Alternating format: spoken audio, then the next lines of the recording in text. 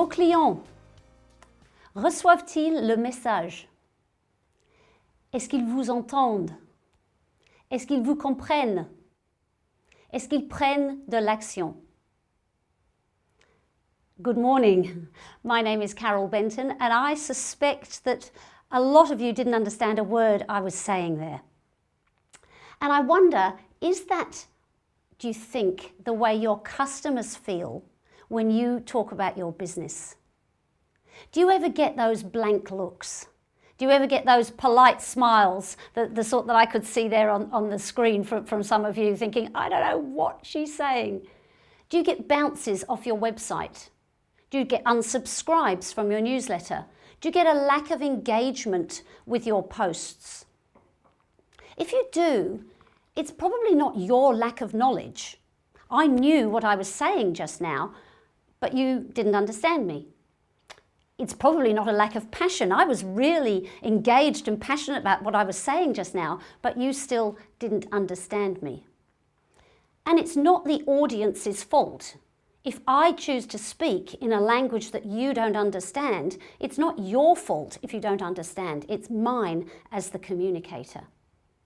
So if you're getting those sort of reactions when you talk about your business, it's not, as I say, a lack of knowledge or passion. It could simply be that you're not communicating in a way that your customers understand, that you're not using the right words.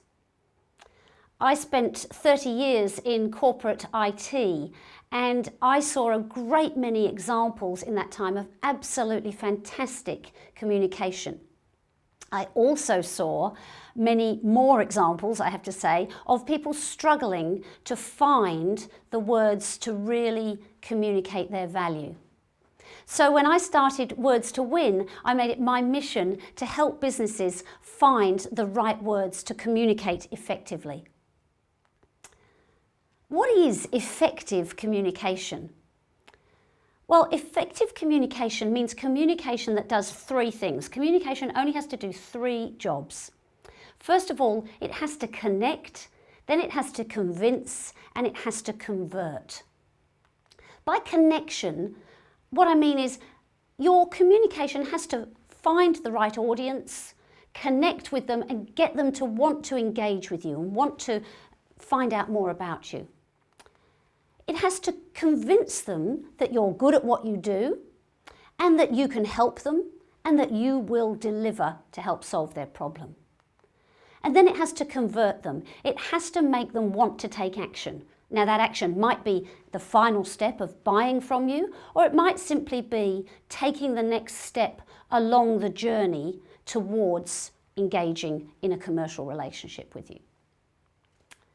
But the good news is, we can do all of that. We can connect, convince and convert with just 10 key pieces of business communication, and they're the 10 that I'm going to share with you today. Just before we do that though, all the best communication tools in the world are no good if you haven't got something to say. So first of all, we're going to look at how do you work out what it is you're going to say. And that means starting with a message strategy. So we'll look at how to work out what needs to be in that strategy and how to work out what's going to be the core of your message. And then we'll move on to looking at getting that message out there and these key top 10 pieces of business communication. So why is it really important to start with a message strategy? It's important because a message strategy ensures that we are all singing from the same hymn sheet. It makes sure that our message is consistent. It means that if somebody speaks to one of your team, or they read something on your website, or they come to one of your webinars, they get the same message every time because that message is based on a strategy and is consistent. It makes sure that your message is clear because you've thought about it, you've planned it, and you've made sure that you're expressing it in a way that is completely clear to your audience. And the strategy also helps us to make sure that our message is customer focused. It's very, very easy, as we'll hear, to focus just on ourselves when we're communicating in business. But having thought about it in advance and having planned a strategy for our message helps us make sure that we keep our focus very clearly on the customer. So what goes into a message strategy? What are the things that determine what our message is going to be? Well, there are 7 things that you need to include in your strategic thinking when you're planning your message. And we'll just briefly touch on each of those 7 and why they're important in formulating your message. The very first of these things is the why of your business. Why you do what you do and the passion behind your business. And to explain this, first of all, I just want a quick show of hands. Who here believes they make decisions with their head rather than their heart? Quick show of hands. A few. We all think, or a lot of us like to think, we make decisions, especially business decisions, with our head. But actually, research shows that we make all decisions with the heart. That gut feeling, or making them with the heart, not the head. The research was done by the McCombs Business School at the University of Texas, and they showed that we all make decisions based on this gut feeling. What we then do, though, is we then rationalize those decisions based on fact and based on, the statistics and the information that we have. So the information is very important, but the decision is actually made with the head and then rationalised afterwards with the heart. The researchers call this post hoc rationalisation. And what does that mean for our message? What it means is that it's really important that our message isn't entirely, isn't cold, isn't entirely business focused. We've got to show some of the emotion behind our business, and we've got to connect with people. It's the absolutely age-old adage of people by people. People need to make an emotional connection. So we need to share some of that passion and the why behind our business. We see it more than ever now with the rise of social enterprises and people wanting to engage with businesses who are about making more than just money, who are about making a change in the world. So it's really important to share that emotional connection. The next part of the message strategy is thinking about who we're talking to. I was talking to an audience just now of English speakers, so therefore speaking in French wasn't entirely appropriate. We've got to work out who our audience is. You know, when you're at a party or a social function or a social gathering and there's a lot of background noise and chatter and you can hardly even hear the person next to you. And yet, if someone across the other side of the room says your name, that cuts through the noise, doesn't it? And you hear your name. Linguists recognise this and actually give it a name. It's called the cocktail party effect. And it's based on the fact that our brains are wired to hear messages that are meant for us. You know, if you send out a general group email and you say, "Dear everyone," what sort of response do you get?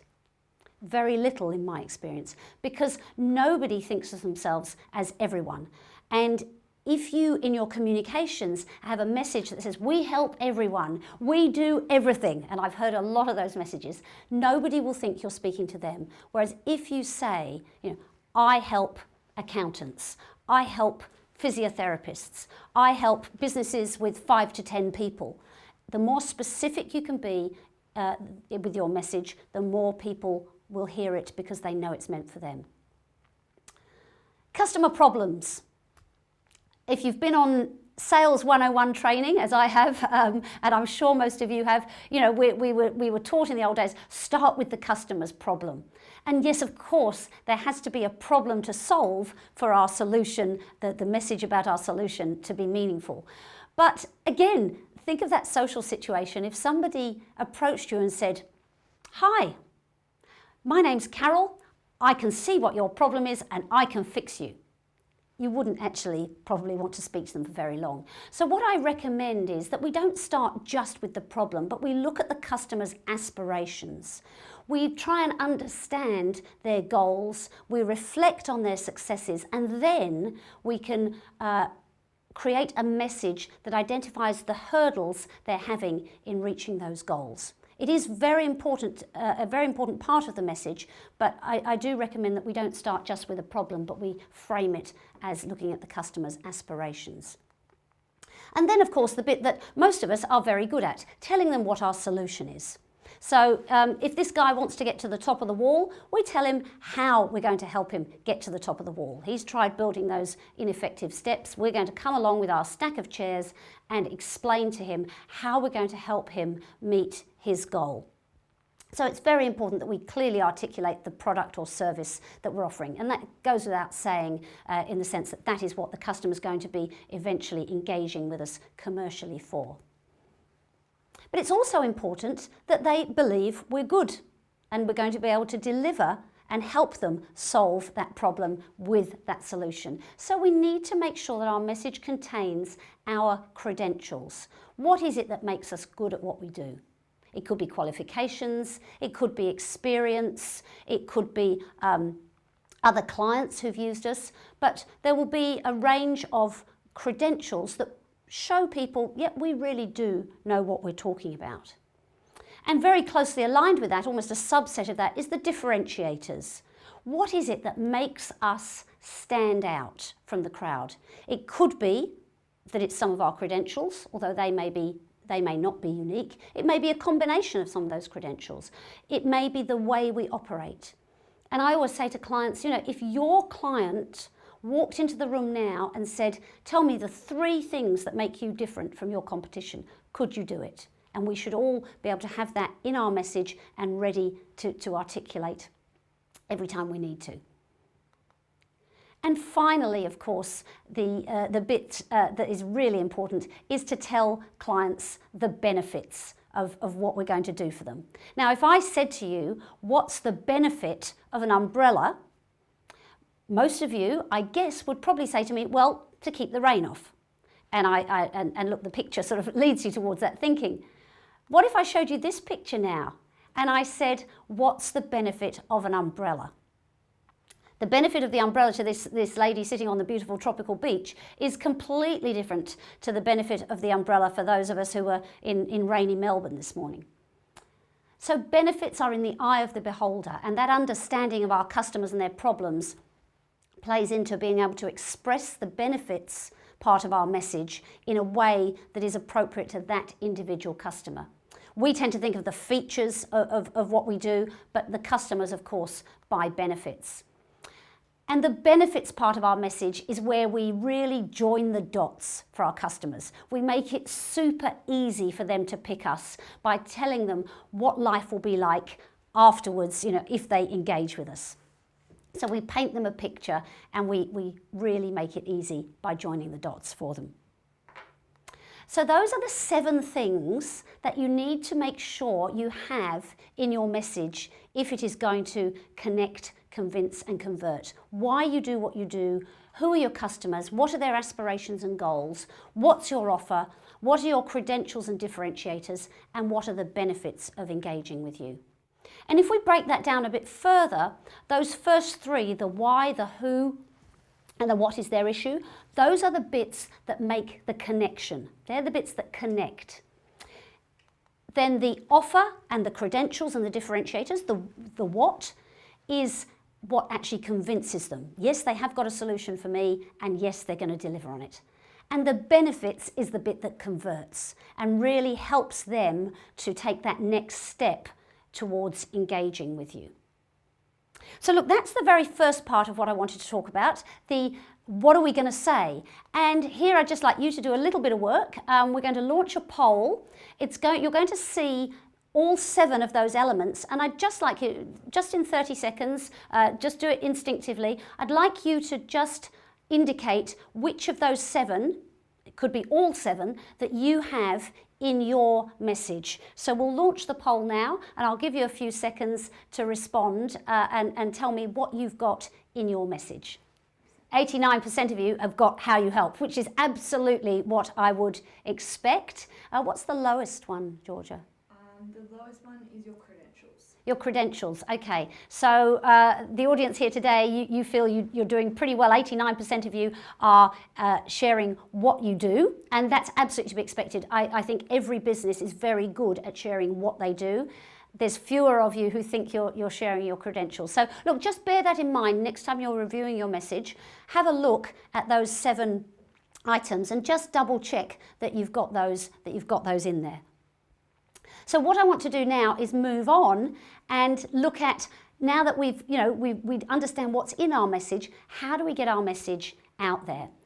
And the really good news is you can do all the connecting, convincing, converting that you need with just 10 key pieces of business communication. Now, I'm not saying there aren't things outside of this and you may use them, but with these 10, I believe you will be able to communicate with your audience very, very effectively to connect, convince and convert. So we're going to go through these 10 one at a time and just look at what they really need to have in them and the structure of them if they're going to do their job really well. So the first thing is an elevator pitch or a positioning statement. A positioning statement is simply the written version of an elevator pitch. And an elevator pitch, I'm sure you're all familiar with the term, but an elevator pitch is a very short and succinct introduction to what you do. The idea is that if you're going up in an elevator with somebody and they say, "What do you do?" you've got an answer. And look, an elevator pitch can be typically anything from about 15 seconds through to maybe a 1-minute pitch in a slightly more formal environment, say in a networking meeting where you're introducing yourself. And the sole aim, really, of the elevator pitch is to make the connection. It's to make the connection and make the person you're speaking to say, "That's interesting, tell me more." Or to think, "Must get back in touch with that person. That sounded really interesting. I'd love to know more."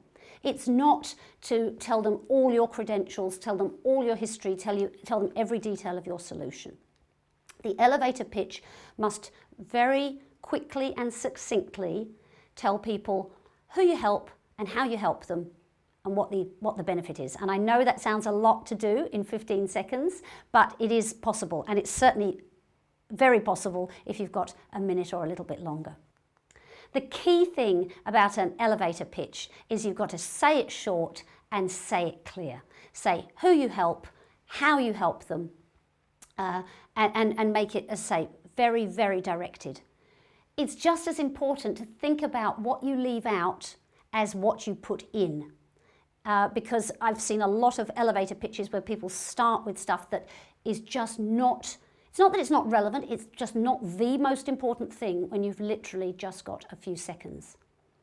The non-verbal message is actually very important in an elevator pitch as well. You know, if you see people who say, "Well, I do this," or "I guess I do that," it doesn't really fill you with enthusiasm. So remember the non-verbal message as well when you're delivering an elevator pitch. And the sole aim, as I said, is that the person you're talking to wants to hear more. I'm always amazed at the number of people I meet who perhaps are running a business or are in a senior leadership position in a business who actually can't succinctly articulate the value of that business. An elevator pitch is one of the most valuable business tools you will ever have, and it's really worth spending some time creating it and practicing it. I'll tell you a true story about the value of an elevator pitch. I was in surgeon's rooms meeting the surgeon who was going to operate on me, and he said, "What do you do?" He's just being polite. I sort of thought, you know, he's just making conversation. Now, I had my elevator pitch so entrenched in my head that without even thinking, I said, "I'm a business communication consultant and writer, and I help technology companies to win more business through effective communication." And he said, "That's really interesting. I'm an investor in a technology business. We need someone just like you. Could you please go and meet with the people?" I met with them the following week and they became a client. So the point of that story is that opportunity is absolutely everywhere. and that you never know where it's going to be, so you need to have that elevator pitch ready to go. The second of our top 10 is a website. Now, just about every business has a website, and a lot of them talk a lot about themselves. The key things, I believe, in a website, the top 3 things about a website, is that visitors to your site can very quickly see themselves, what you offer, and the benefits. They've got to be able to see themselves to make that connection, and also to know whether this is the place for them. If they're not, and they go, that's fine, because they're not your target audience. So they have to very quickly be able to see themselves, see what you offer, to convince them, and see the benefits as the start of that conversion process. Then, of course, they do also need to be able to see who else thinks you're great. You know, some customer testimonials. They need to see a bit about you. This might be about, you know, where you share your passion or the history behind the business. They need to see the details of that product or service. They need to see you as a thought leader, whether that's through case studies, whether that's through articles, whether that's through eBooks or white papers. And they need to see case studies. They need to see where you've done this before and what outcomes you drove. So, for example, on this website, visitors to this website can very, very quickly see themselves. This particular company deals with people in grocery, bakery, butchers' shops, etc. And those little icons mean that the visitors can very, very quickly see their industry. And then it goes straight into a very brief summary of what they offer and a very brief summary of the benefits. And of course, then further on in the site, there is more detail. But on that home page, it's doing those 3 jobs very effectively. The next piece of communication we're going to look at is brochures. And brochures, you know, a lot of people say, oh, well, I don't have brochures anymore. Having said that, I believe there is still a place for both a soft copy brochure that people can download and a hard copy brochure printed on really nice quality paper that you can leave with people. And a brochure needs to do the same sort of things as the website. It needs to, first of all, connect, and that is often done through the summary, usually on the front page. So here, Scott, I hope you can see, I've used sector as an example. So here you can see that they've got a summary, a tagline that very quickly makes that connection. Then they've got on the inside pages, you can very quickly see who is the client. You can see the differentiators about this company to help build that connection and do the convincing.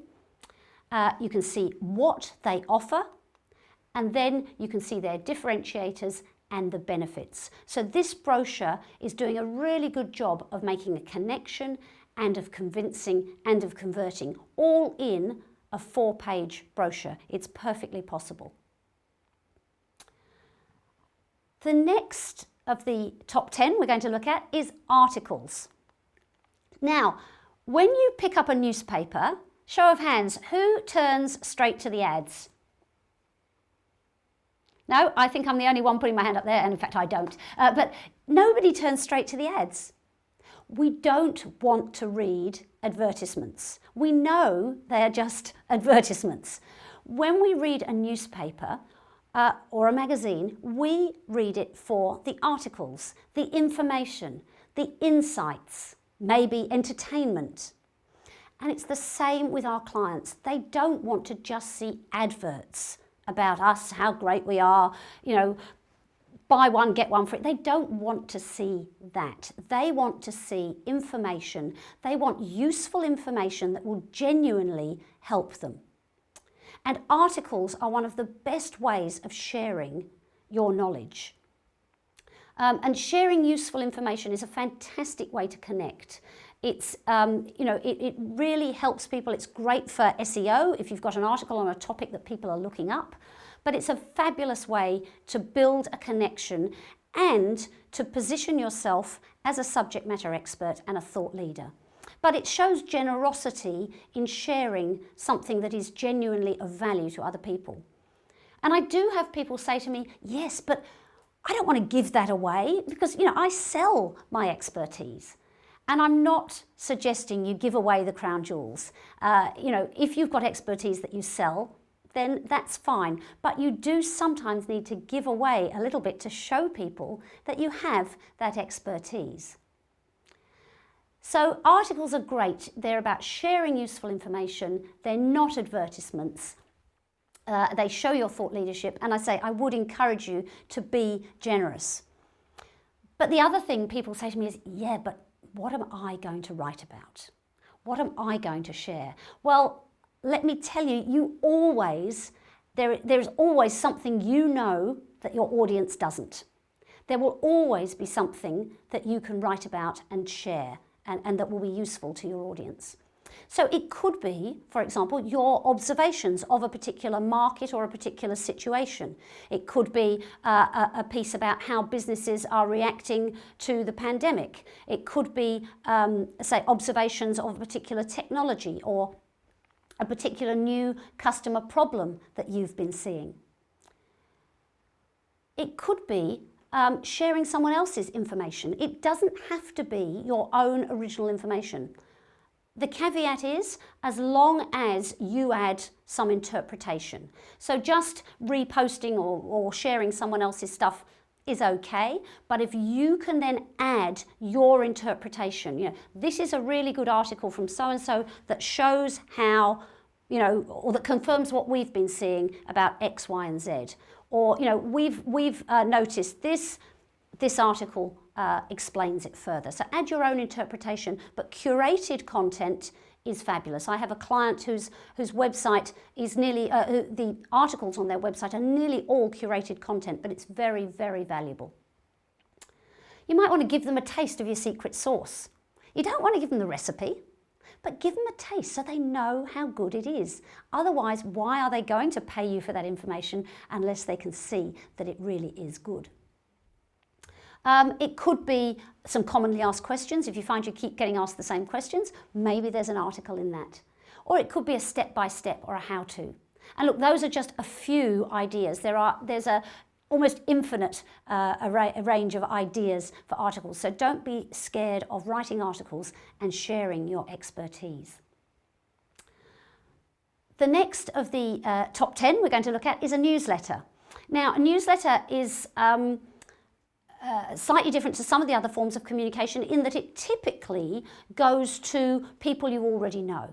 It will go to your clients or to people who have subscribed to your newsletter. And look, there are strict rules, as I'm sure you're all aware, in Australia about who you can and can't send newsletters and EDMs to. So newsletters tend to be to a subscription base. And they're a really good way to stay engaged with your customers. When we talked about convincing people to do business with you, of course, that's new companies, new clients, but the most important ones to remember are your existing clients and making sure that they keep re-engaging with you and coming back to you. So a newsletter is a very good way of keeping engaged with your existing clients. It could be a way to share your articles and your expertise. Perhaps they get it before it gets published more generally. It could be a way of sharing offers and events. And it can be a way of simply saying thank you to your regular clients. So a newsletter can certainly be part of connecting with people, with existing clients. It can convince those existing clients to not only do business with you again, but to refer you to other people. It can remind them of why they engaged with you in the first place and how much value you bring. And it generates loyalty and helps build that conversion cycle that keeps your customers coming back. So that's the power of newsletters. Let's look now at proposals and executive summaries. Now, if you're responding to a tender, and many businesses out there do, if you're responding to a tender, you will have to do that in the format of the tender. So you haven't got a lot of scope to change the format around. But if you are sending a proposal with your own structure, or if you're writing an executive summary, you've got the scope to include the information you want to include from your message. The structure I recommend for a proposal or an executive summary to a proposal is this 7-point structure. First of all, looking at the client in their industry. That's the part about understanding their aspirations, their goals, their successes to date. Then replaying to them the issues they're having in achieving their goals, clearly articulating your solution, clearly pointing out why they should choose you. That's the differentiators from your message. Looking at the benefits and what they will gain and how their life will be different after they've engaged with you. It may or may not include a price, and it will almost certainly include a call to action, telling them what you want them to do next. You'll see it's very, very much like the 7 elements of the message, but in a structured format that works really well for an executive summary or for a proposal that is not a response to a tender. Let's move on now to look at case studies. If I said to you, who's good at what they do? I think I'd see, yep, I can see some hands going up. Yes, absolutely. We all say we're good at what we do. It's not a differentiator. We all say we're good at what we do. People expect us to say we're good at what we do. What really makes us stand out is when other people say we're good at what we do. So case studies are really, really important. Let me just, a point of terminology. When I say case studies, I'm talking about a longer piece like an article that tells a story. A little bit of an introduction to the client, what their situation was and the goals or aspirations they had and the problem they were facing, what you did for them and how, what outcomes that drove.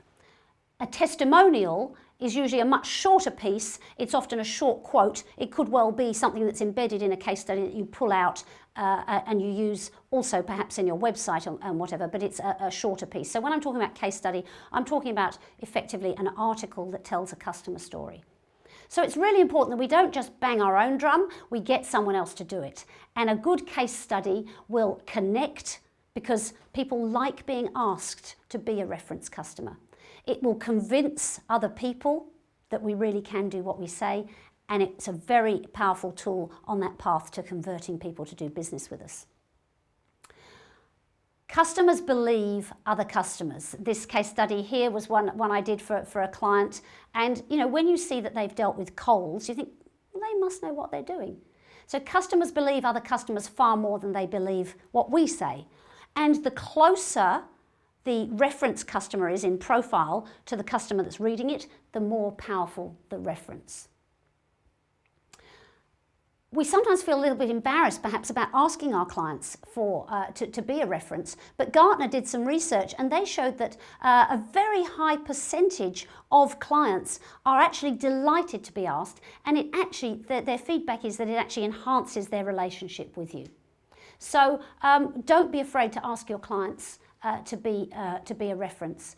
The important thing is in a case study that you use your customer's own words and that you tell the whole story, the beginning, the middle and the end. Let's look now at presentations. A lot of us have to give presentations, or we have the opportunity to give a presentation about our business, and it is an opportunity. You might see it as something to be feared, but it's a really great opportunity, and we should ideally all have, let's say, a 10-minute presentation ready to deliver about our business, something that perhaps could be expanded into a 20 or 40-minute presentation or condensed down into a shorter one. The key thing about presentations is they are like icebergs. Why is a presentation like an iceberg? A presentation is like an iceberg because 90% of the presentation is unseen. 90% of a successful presentation happens before you stand up and open your mouth. It's in the preparation, the planning, and the practice. And it's really all about structure. If you've got a good structure to your presentation, it will flow, it will tell a story, it will be logical. You will be able to make sure you include all the elements you need to include. And look, the structure, there's many structures out there. The one I recommend is this 5-point structure where you start with an opening that grabs people's attention. You then set the scene and really explain the problem, because if people don't believe the problem, they're not going to believe that there's a need for your solution. Then you talk about your solution. That green box there is probably 50% of your time, the time of your presentation. Then you explain the outcomes, the benefits and the proof points, your customer success stories, for example. And then you have a closer that ties everything together, that asks people to do something and that ties back to the beginning. And in between that, you have your transition statements, the little comments and phrases that link everything together and make it a single flowing presentation rather than just a series of slides. We'll look now at a LinkedIn profile. I'm sure most of you have a LinkedIn profile. A LinkedIn profile is personal, but of course, if we work for a company, it also represents us as a member of that company. So it does actually represent the company as well. And look, you know, LinkedIn, of course, gives you a structure. The most important parts of the LinkedIn profile are your photograph. That really helps to make that emotional connection that we talked about. It really helps to connect. And LinkedIn's own statistics show that if you have a photograph, your profile is 14 times more likely to be viewed.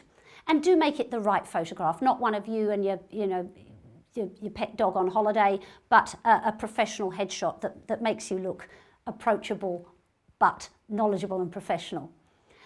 It's really important to have a headline that is not just necessarily your job title, but explains how you help people, who you help, and how you help them. Think of it as a bit like that elevator pitch. And then the one piece that a lot of people are missing is a summary, and yet this is actually what people who look at your profile are most likely to look at. They're less interested in your job history. They may just look at where you've worked, but your summary is effectively that positioning statement I talked about earlier. It's the written version of the elevator pitch and really explains your value. I know that if I was meeting a new person for the first time, before I met them, I would certainly look up their LinkedIn profile. I'm pretty certain they would do the same for me, and that's why it's so important, you know, before you even meet them face to face. And in current climate, of course, it might be a while before you meet them face to face, but before you do, they'll probably have looked at your LinkedIn profile. So it's really important to make sure that it's a great showcase for who you are and what you do and what you offer. And say your LinkedIn profile can do all three of those jobs: connect, convince, and convert. The final one of the top 10 is eBooks and white papers. These differ slightly from articles. They tend to be longer and more in-depth. They are fabulous for SEO because they tend to be on a topic that people are interested in and are wanting to look up. But they're an in-depth sharing of information. They address a real problem. They answer questions. They explain a process. They might compare products. They are something that is very valuable to the client. And for that reason, actually, you might not just give them out willy-nilly, as it were. They might well be gated content on your website where people have to give you their contact details, let's say, in order to receive the white paper. But they are something that people search for, and they are fabulous for really positioning yourself as having in-depth expertise. And you can see some examples of titles, you know, that if you're in that industry, those are titles that you might really be interested in reading. So that's our top 10 pieces of business communication. They are the only 10 I believe that you need. If you have all of those and you structure them in the right way, they can do all the connecting, convincing and converting that you need. So back to you. I'm going to launch another poll. You'll see those 10 pieces of business communication, and I'd like you to just very quickly go through and indicate which ones you're using or have used, which ones of those 10 are in your portfolio. Website, yes, that's to be expected. What's the one down the bottom, Georgia? That's eBooks. Oh, eBooks. Okay, so a lot of you are doing eBooks. Oh no, so that's the least. Oh, that's the least. I beg your pardon. That's the least. eBooks. Yes, that doesn't surprise me because there is a lot of work goes into an ebook. It's a very valuable piece, but it is quite a bit of work. Can you just give me a couple of the other highlights? LinkedIn profiles and presentations are really high. Really high. LinkedIn and presentations are very high. Okay, thank you for that. Look, that's really great to have your feedback. So look, I'm just going to summarise. If we think about the customer journey, from awareness to consideration to through to actually engaging with us and becoming a loyal customer, these 10 pieces of communication really do the job at every stage in that customer journey, and that's why they are so valuable. So if you aren't doing all 10 and feel you could do some more of them, I would really encourage you to think about the breadth of your communications and think about some of the ones that you're not currently doing. So in summary, do start with a strategy, because these 10 pieces of communication are no good unless you've got something meaningful to say. So do start with a strategy, consider those 7 points and build your message content for consistency. Then implement those through those top 10 pieces of communication. And if you get it right, you will absolutely, your message will connect, it will convince, and it will convert. So I've got time in a minute for some questions.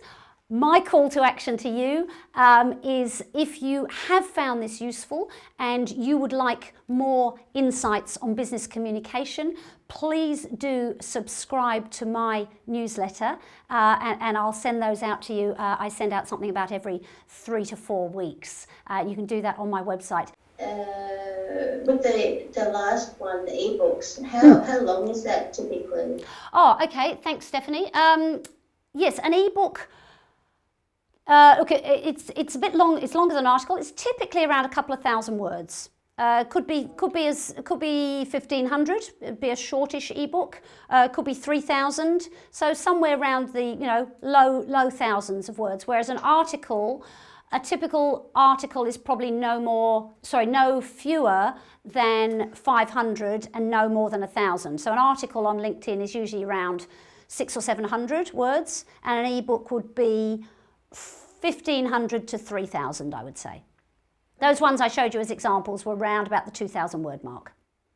Okay, Lana's question was, what recommendations do you have for getting design support on the document? Lana, look, there are lots and lots of great graphic designers out there. What I tend to do is, and it's a great question, because of course I come at this from the point of view of the words, and the words are really important, but so is the design, and we know that great design enhances the words. So either you've got some business writers like myself, I can offer to bring in a designer. So I have a number of graphic designers I work with and can then offer the words and the graphics. Or if you've got a favourite graphic designer or a couple, brief them, give them the look and feel that you're looking for, and get them to perhaps give you some sample designs. But I'm glad you asked that question, because it is, whether it's a website, whether it's a brochure, whether it's your presentation, the design is really, really important. So engage unless you're a real wizard at yourself, and I'm definitely not, I would engage a professional graphic designer. And I can certainly put you in touch with some if you'd like to. If you want to leave me your details in the chat, I can put you in touch with some. Yeah, and first of all, thanks. It was a wonderful presentation. I'm a management consultant on performance enhancement. We don't work with many. We are a very small group of people. Each one have their own company, and we collaborate and we work with customers on enhancing their performance, business performance, increasing their revenues, profitability, through monitoring improving result drivers, process performance indicators, you call it. Yes. My question is, I liked the whole approach of connect, convince, convert.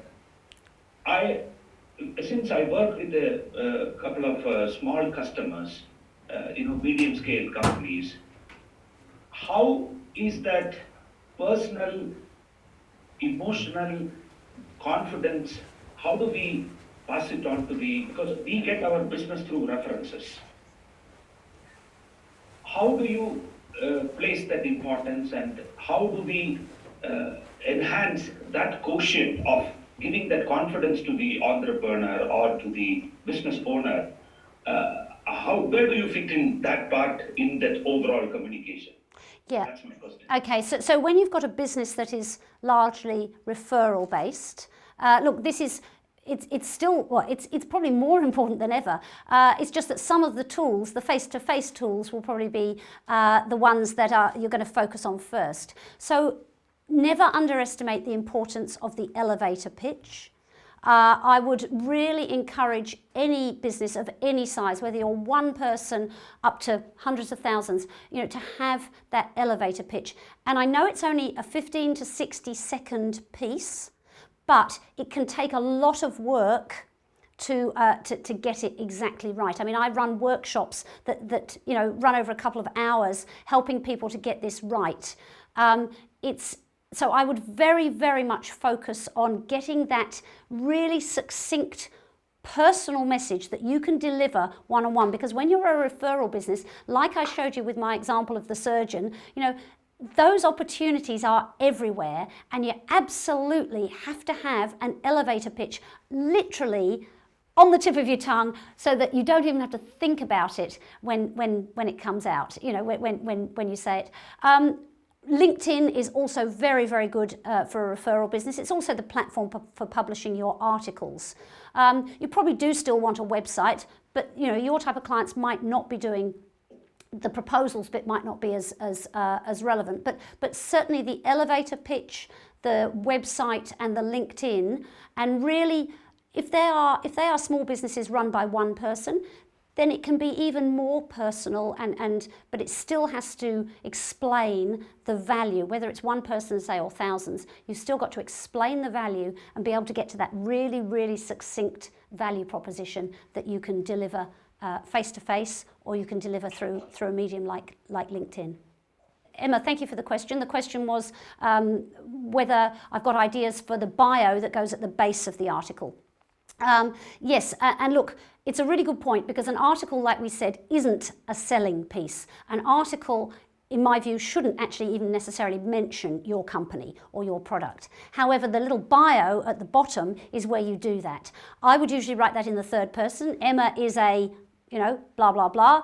And again, it comes back to having a succinct message. So Emma is a, business coach who specialises in helping accountants to grow their business through referrals, let's say. So that bio is probably only going to be a few lines. If you've got longer, you might put a bit about your credentials, but the most essential thing in that bio is what you do, who you help, and how you help them, what you help them achieve, just the same as in the elevator pitch.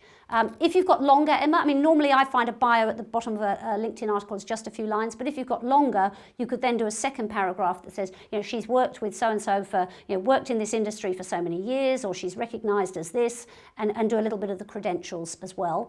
And don't forget to have a link back to your website. On LinkedIn, if you're publishing your articles there, if you put the link in the website, so in the article, LinkedIn won't penalise you. So don't forget to have a call to action.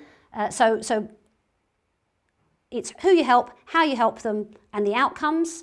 It's maybe a bit about you and your credentials, and then it's a call to action with a link through to your website or an email.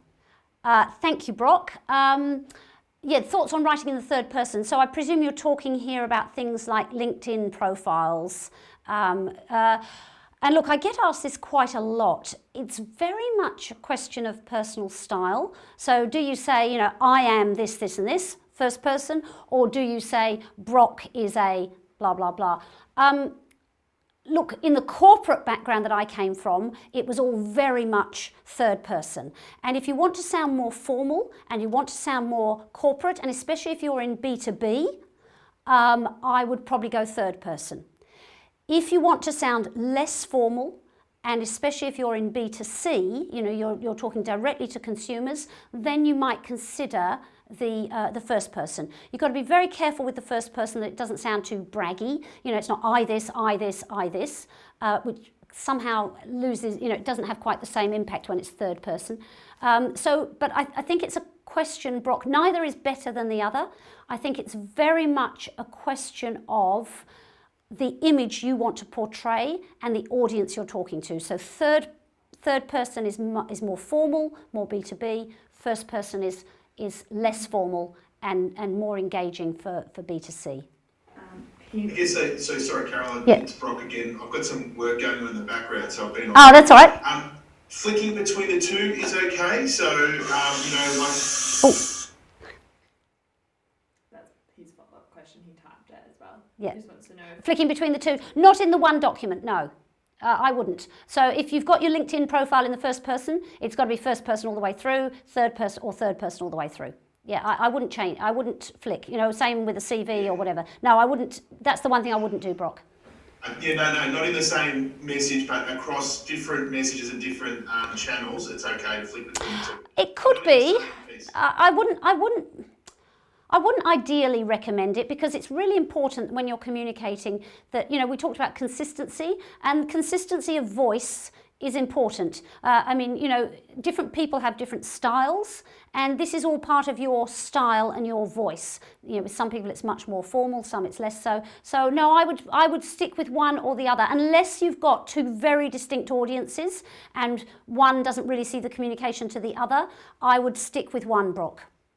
Okay, I think that's it. We are about 30 seconds from the end of our time. It just remains for me to thank you all for attending. I'd also just like to thank the guys at Studio Nunawading, which is where I'm doing this webinar from. They've managed all the technology for me and made it very easy. So thank you to Studio Nunawading. And if you guys, any of you are doing a webinar in the near future, please come and use these guys because they're fabulous. So thank you all very much for attending. If you have other questions, please do reach out to me. My email address is on the screen there. So I'll close up now and yeah, thank you all very much and go and communicate.